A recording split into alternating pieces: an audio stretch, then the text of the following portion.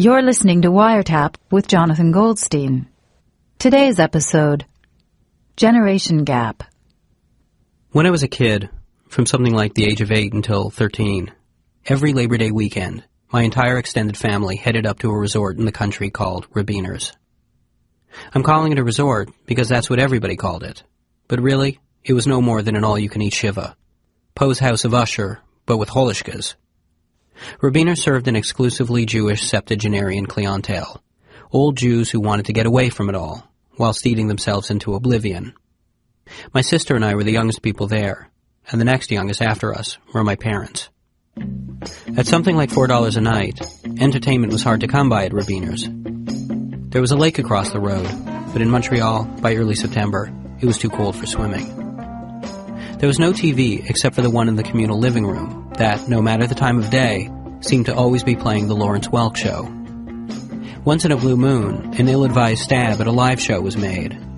One weekend, the owner had his son, a scowling law student named Jason, lip-sync along to the soundtrack from Grease in the basement. Halfway through Grease Lightning, he dropped the mic, mumbled, "I'm outta here," and skulked up the stairs. None of the guests even seemed to notice. That was because food was their real entertainment. And to this end, kosher-style meals were served 4 times a day. And on top of all that, a borscht trolley was wheeled around the grounds in between meals, in case one was peckish. We would sit at big round tables full of strangers and talk solely about the food. How the portions were bigger last year. How the no-good thieving owners had switched to a cheaper brand of tomato juice. And if you were a child, you did your best to keep from gagging on your own tears, which sat perched in your throat like shards of broken glass. When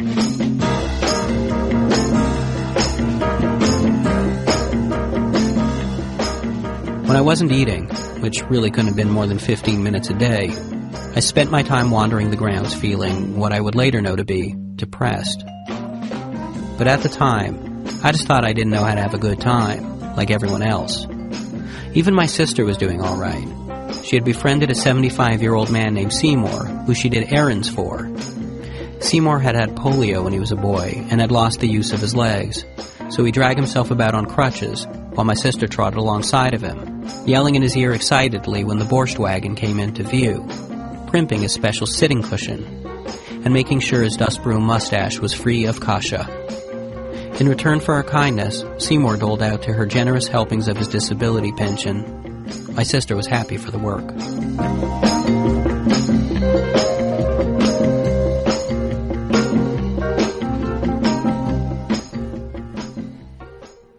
The last summer I ever spent at Rabiner's was during my 13th year.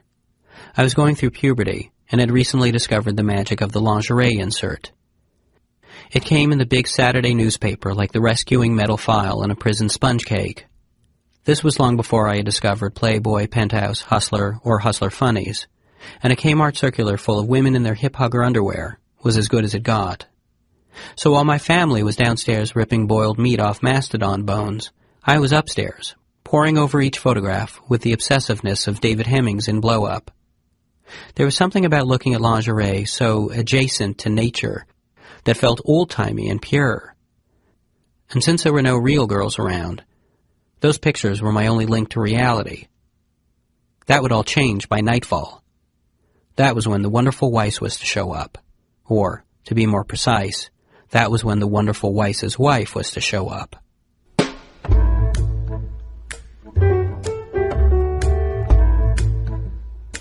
I will tell you right here that like many socially inept adolescents with few to no friends, I loved magic.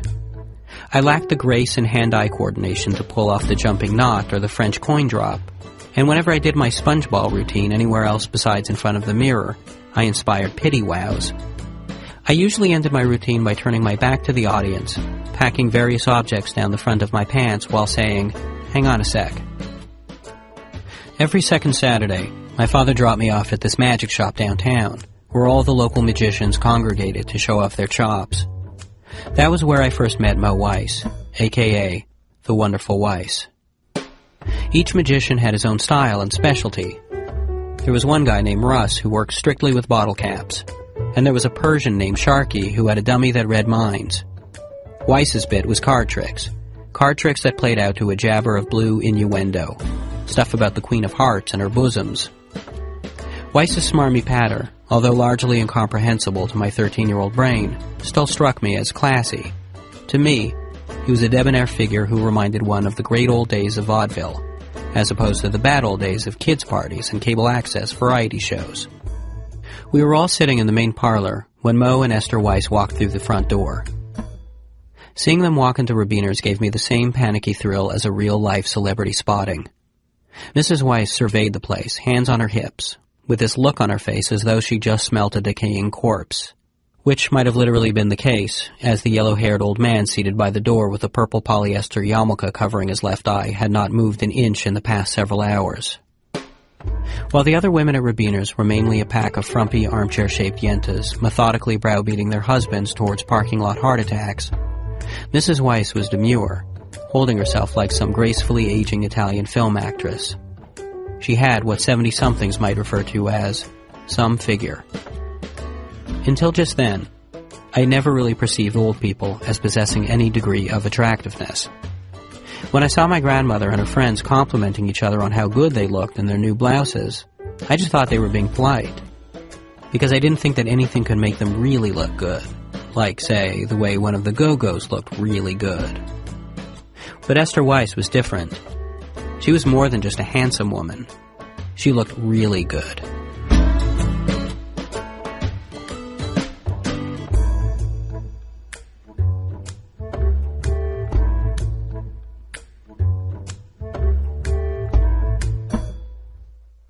The Weisses went up to their room, and later, for dinner, they reappeared. Weiss smelling of kung fu aftershave, his white hair slicked back, and Mrs. Weiss looking vacation-y and tanned in a faux denim pantsuit. As they made their way through the tables of the dining room, they suddenly stopped at ours. "I thought I smelled Friedman's in here," said Weiss, placing his hands on the back of my grandfather's shoulders. Friedman's was the suit manufacturer that my grandfather worked at from the age of 13 until his retirement at 65. "So what's a big shot like you doing here?" asked my grandfather without looking up, nor putting down the bowling ball-sized dumpling raised to his lips. "The Colonial was booked," said Weiss, "and we felt like getting out of town at the last minute." The Colonial was a more upscale hotel down the road. It had a discotheque with an actual revolving mirror ball, and toilet seats made of plastic, not wood, that left splinters.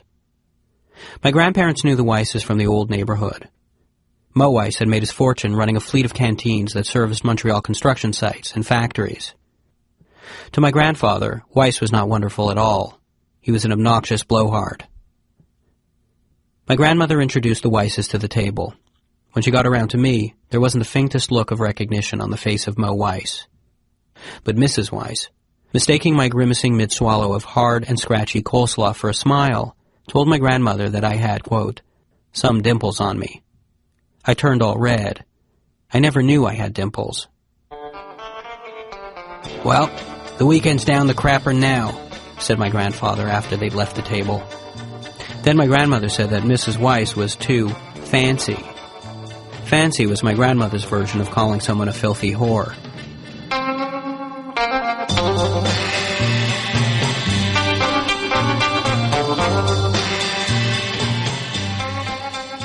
During lunch, I fumbled my bean and barley spoon off the table when Mrs. Weiss caught me looking at her from across the dining room. And since the comment about my dimples, I ate my meal with the insane smile of a TV evangelist plastered to my face.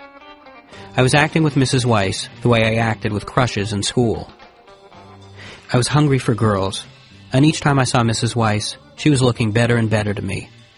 After only a few hours, she appeared to be, to my mind, a more mature version of Valerie Bertinelli. After lunch, while sitting under a parasol, playing some board game from the 60s by myself, Mrs. Weiss came over in her shades and sat down beside me. She smelled like marzipan and ornamental soap. "This place is the pits," she said. "Wouldn't you rather be spending Labor Day sitting on a roof drinking pop and tossing firecrackers? Why'd you come up to this dump?" "My parents made me," I said. Mrs. Weiss said that when she was my age, she was a nightclub coat-check girl who chain-smoked 3 packs of Chesterfields a day, and no one made her do anything. She said that she's been in entertainment ever since. I once puffed a cigarillo, but then I almost barfed, I offered. Mrs. Weiss plunked down a metal Chinese checkers board and suggested we have a game. Sitting right beside her, looking at her from up close, Mrs. Weiss really did look a little like Valerie Bertinelli when I looked at her from certain angles, when the sun was hidden in a certain way behind the clouds, when the wind tossed her hair in a certain pattern across her forehead, when I was squinting. Cheryl, from my social studies class, also looked a little like Valerie Bertinelli. Cheryl was the most popular girl in the grade. She would never have wanted to play Chinese checkers with me. Ever. Mrs. Weiss must have also been a popular girl, too, at one time. That's the kind of thing that stays with a person. But it probably also becomes a lot more tamed, less hungry for blood. When Mrs. Weiss was in school, in whatever Eastern European shtetl that might have been, she probably also did all kinds of popular girl things, insulting neighboring 12-year-old yeshiva buchers for the sparseness of their beards, telling the other girls that, with their flabby thighs, they'd never get ravaged by Cossacks. But there was something else, too. Sitting there with Mrs. Weiss, I began to realize something about older women. They were once girls, and in a way, they still were girls. You could see this if you focused on just their eyes. If you looked at just their eyes, everything else, the skin, the body, all of it, was just chintz, what my magical confreres would call misdirection. The eyes, not the bags or the crow's feet, but just the eyeballs themselves. They never got older. They stayed the way they were.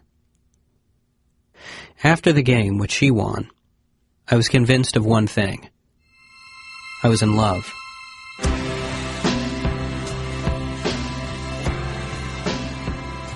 Mrs. Weiss said that she was going to take a dip in the lake. I said that it was too cold for that, but she said she found the frosty waters invigorating. I told her I could walk her over there, but I wouldn't go in. Even tepid bathwater made me feel forsaken by everything good in the world. But I would go with her. I would stand by the water's edge and watch her. I would watch her with determination and focus, committing all of it to memory for future reference. Mrs. Weiss went upstairs to change, and when she came back down, she was wearing a bathrobe.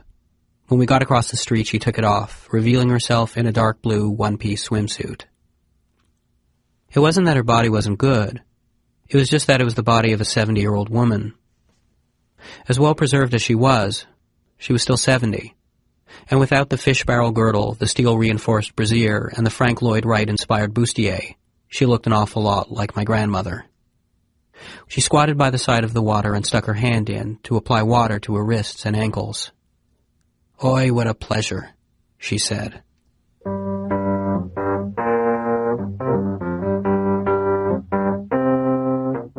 That evening, after dinner, I saw Weiss in the living room performing the Jumping Kings for a bored-looking man in a powder-blue leisure suit. Weiss could fan a deck out with the springy abruptness of a switchblade, and he kept the cards as round and perfect as a peacock tail. I stood right beside him and waited for him to remember me from the magic store. When he refused to acknowledge my presence, I said, "I know you from the magic store." When that got nothing from him, I tried to talk a little shop, mentioning how I noticed he was using waxed poker-size playing cards instead of the preferred bridge size, and I was wondering how that was all working out for him. He still said nothing. Even though magicians were supposed to like kids, Weiss was treating me with disdain. It was like Rabiner's wasn't big enough for two magicians, and he resented my presence. Either that or he could sense I had the hots for his wife and was thoroughly creeped out by me. With the words, "I need borscht," the man in the blue leisure suit got up, leaving Weiss and me alone. "Do you know the European aces?" asked Weiss, fanning open the deck an inch from my nose. And with that, he proceeded to mesmerize me for the next half hour, with everything from "Who's got the Joker" to "Do as I do." Weiss performed with confidence and verve, but he performed for me like I could have been a dog or a park bench. He never even referred to me by name. Then, Mrs. Weiss came over.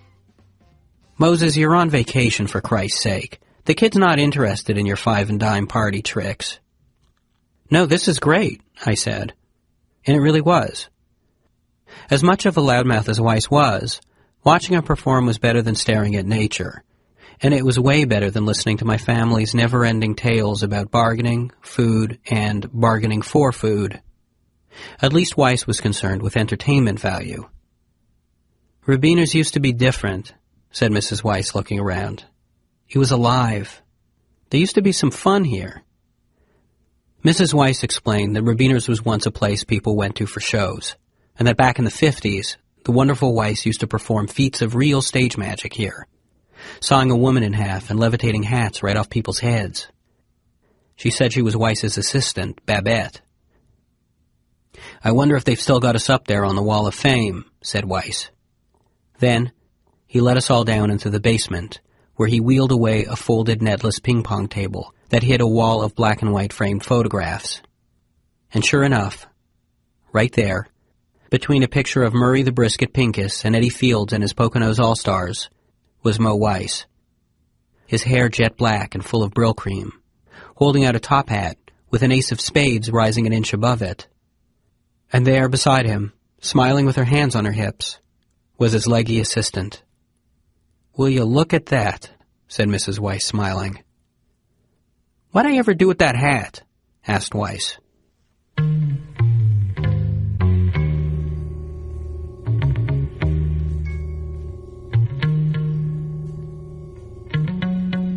When we went back upstairs, we passed through the living room, where my grandfather was sitting in an armchair cracking walnuts over a bowl on his lap.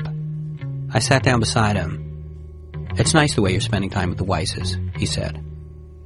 And I shrugged. My grandfather told me that the Weisses never had any kids, and so they didn't have any grandkids either. After everyone had gone to bed, which must have been about 7:30, I went back down into the basement and stared at Mrs. Weiss, hanging there on the wall. The wonderful Weiss's sprawling autograph covered most of the black and white photo, but mercifully, it left his wife's curvaceous legs unscathed. She didn't look like Valerie Bertinelli. She looked tougher and more sturdy. She was pretty, but her beauty was more powerful as the fading kind. For a little while, I just stood there, and I imagined all the things that she had been through. The failed hopes, the heartbreaks, the cartons of cigarettes. Then I imagined her in color. Then I imagined her in Kmart underwear.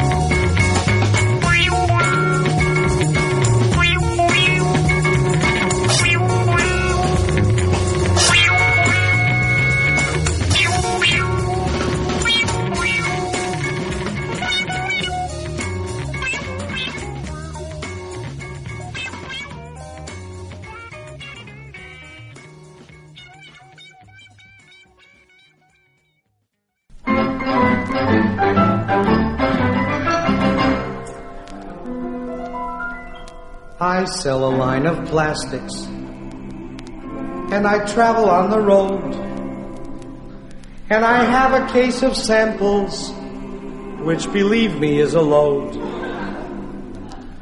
Every night a strange cafe, a strange hotel, and then early in the morning I am on the road again. When the season's over and my lonesome journey ends,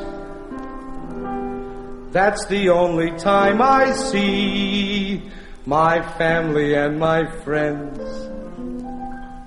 I drive up Ocean Parkway, and before I stop the car, my ma leans out the window and she hollers, "Here we are."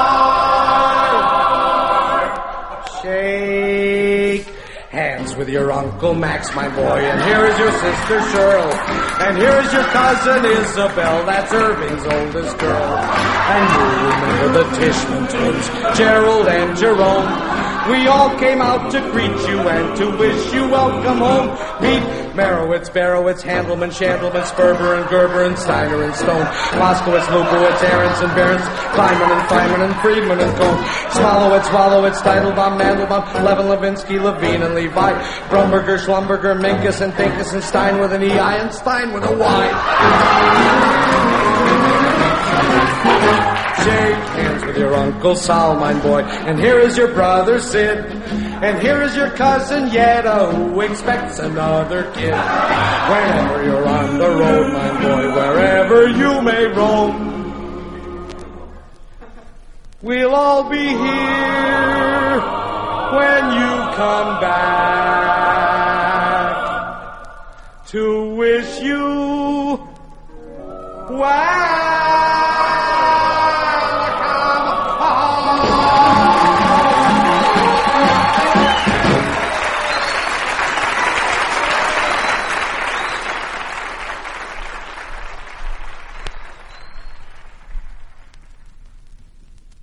So you were saying? My competitive relationship with a 5-year-old? Okay. Yeah, it's my friend's kid. 8 years ago, she was my closest friend. It was like the time in your life you weren't going to really meet anyone new anyway, so you figured you were stuck, and she was my best friend. And I didn't even like her that much then. We had kind of a bad relationship. She was really irritated that I wasn't a vegetarian. She thought I was weak, and I wanted to please her so badly. So I became one to prove to her that I could also be a vegetarian. How long did you stay a vegetarian? I still am. And my sister's married to a fisherman, so there's like all this fresh fish. And now it's stuck. Like I can't even stand the thought of ever having her see me eat fish. Yeah, she has me wrapped around her finger. She wins people over. She's kind of charming. She kind of grew up on the wrong side of the tracks, and we both did, actually. But she decided to have a kid when she was 23, and she kept me at an arm's length, literally, during her pregnancy, which killed me. But I was there, you know? The first day, the day he was born. And he was like 10 pounds. He was huge. He's huge. He has a huge head. And he held my hand, and I always like to tell him the stories of me seeing him when he was small. And he's like annoyed. Like I get details wrong. I don't know how to talk to him. I don't pick out the right presents for his parties. They're not interesting. And I actually probably work too hard for his attention, and then I give up really easily on it. And then I just ignore him. But I annoy him. He annoys me. So awful.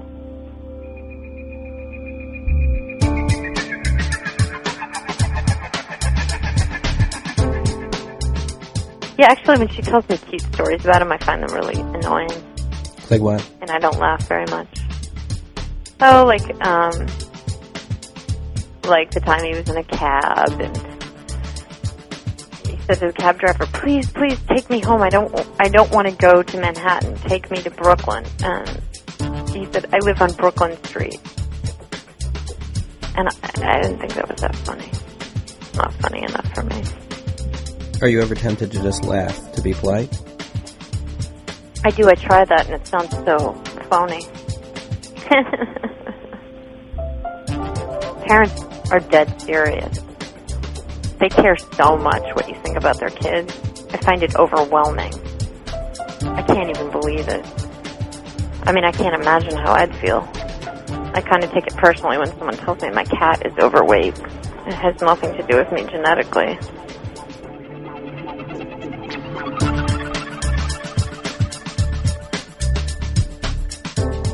Have you told anybody else about how you feel about him? Oh, yeah.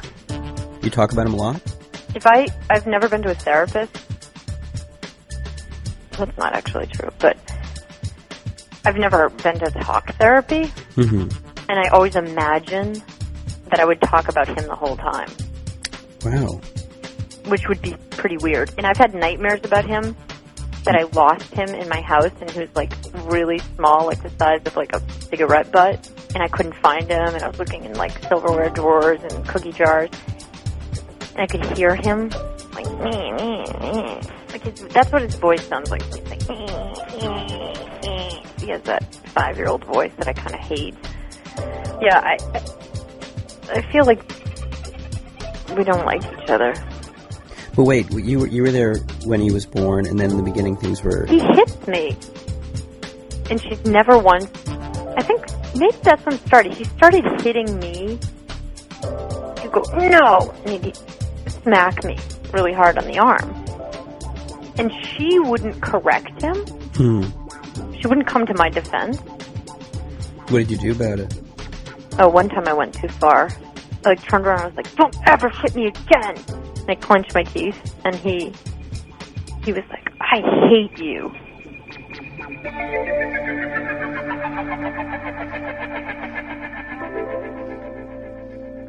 I don't think he'll ever like me. What about you? Do you think you'll ever like him? I don't know. I don't like... He doesn't like dogs. I hate that about him. Yeah, I feel like the shortest moments of tenderness about him, but they're so short. And they're usually when he's not around, and then as soon as I see him, yeah, it goes right back into our pattern of whatever jealousy and irritation. But what are you jealous of him for? Well, I don't know. I don't know. What would I be jealous of him about? I have no idea. His relationship with his mother? Oh, she certainly likes him.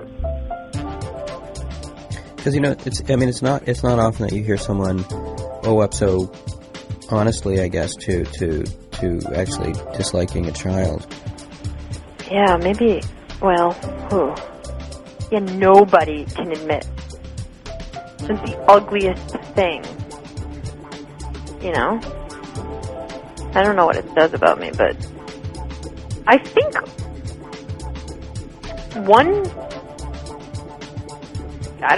maybe one positive thing about it might be that I take him pretty seriously. People don't usually take kids that seriously. And, yeah, I kind of take him pretty seriously, considering that he's 5. I spend a lot of time wondering about what he knows already. Or what might be, you know, part of who he is. And I always wonder about this kid, this 5-year-old, whether or not he knows. Yeah, if he knows we're having a problem. Yeah, it's unrecoverable at this point. I'm waiting for her next kid so I can maybe redeem myself.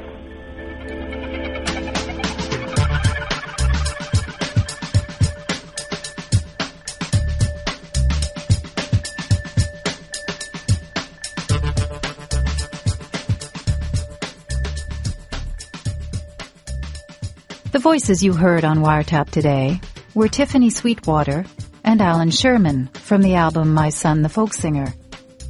Wiretap is written and performed by Jonathan Goldstein and produced by Jonathan Goldstein with Sarah Gilbert and Carolyn Warren. You can reach us by email at wiretap@cbc.ca. Next Saturday on the show, after the World This Weekend, There's No Business.